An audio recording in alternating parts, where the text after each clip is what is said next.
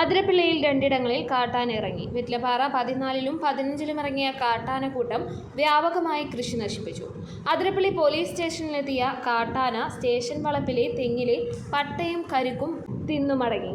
ഇന്നലെ വൈകിട്ടാണ് അതിരപ്പിള്ളി വെറ്റിലപ്പാറയിൽ കാട്ടാനക്കൂട്ടം ഇറങ്ങി കൃഷി നശിപ്പിച്ചത്. ജനവാസ മേഖലകളായ വെറ്റിലപ്പാറ 14-ലും 15-ലും ദിവസങ്ങളായി കാട്ടാനക്കൂട്ടം തമ്പടിച്ചിരിക്കുകയാണ്. ഇവിടെ നിന്നിറങ്ങിയ കാട്ടാനകളാണ് വ്യാപകമായി കൃഷി നശിപ്പിച്ചത്. വെറ്റിലപ്പാറ സ്വദേശികളായ മാഞ്ഞാടൻ വർഗീസ്, കൈതവളപ്പിൽ ശശി എന്നിവരുടെ കൃഷിയിടങ്ങളിലാണ് കാട്ടാനകൾ കൃഷിനാശം ഉണ്ടാക്കിയത്. തെങ്ങും കവുങ്ങും വാഴയും ഉൾപ്പെടെയുള്ള വിളകൾ നശിപ്പിച്ചു. കാട്ടാനയെ തുരത്താനുള്ള ശ്രമത്തിനിടെ കർഷകരുടെ നേരെ കാട്ടാനാക്രമണം അഴിച്ചുവിടാനും ശ്രമിച്ചു. ഓടി മാറിയതിനാലാണ് അപകടം ഒഴിവായതെന്ന് കർഷകൻ പറയുന്നു. കൃഷി നശിപ്പിച്ച ശേഷം കാട്ടാനകൾ സമീപത്തെ എണ്ണപ്പനത്തോട്ടത്തിൽ ഏറെ നേരം നിലയുറപ്പിച്ചു.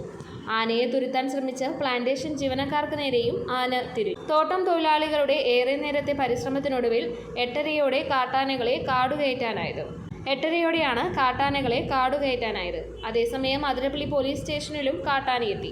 ഇന്ന് രാവിലെ 7:30-യോടെയാണ് ഏഴാറ്റുമുഖം ഗണപതി എന്ന ഒറ്റയാൾ സ്റ്റേഷൻ കോമ്പൗണ്ടിനകത്തേക്ക് എത്തിയത്. സ്റ്റേഷൻ വളപ്പിൽ നിലയുറപ്പിച്ച ആന അവിടെയുണ്ടായിരുന്ന തെങ്ങിൽ നിന്ന് പട്ടയും കരിക്കും തിന്നു. ഒടുവിൽ പോലീസ് ഉദ്യോഗസ്ഥർ ശബ്ദമുണ്ടാക്കിയാണ് ആനയെ തുരത്തിയത്. അതിരപ്പിള്ളി വനമേഖലയിൽ നിന്ന് ചാലക്കുടി പുഴ കടന്ന് ജനവാസ മേഖലയിലേക്ക് എത്തുന്ന ആനക്കൂട്ടത്തെ തടയാൻ വനാതിർത്തിയിൽ വൈദ്യുതി വേലി സ്ഥാപിക്കണമെന്നാണ് പ്രദേശവാസികളുടെ ആവശ്യം.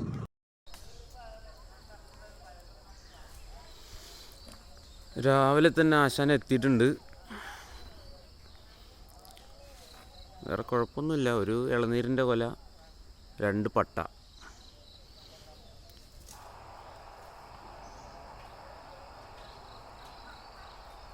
കഴിഞ്ഞാ പോണില്ലേ? ആ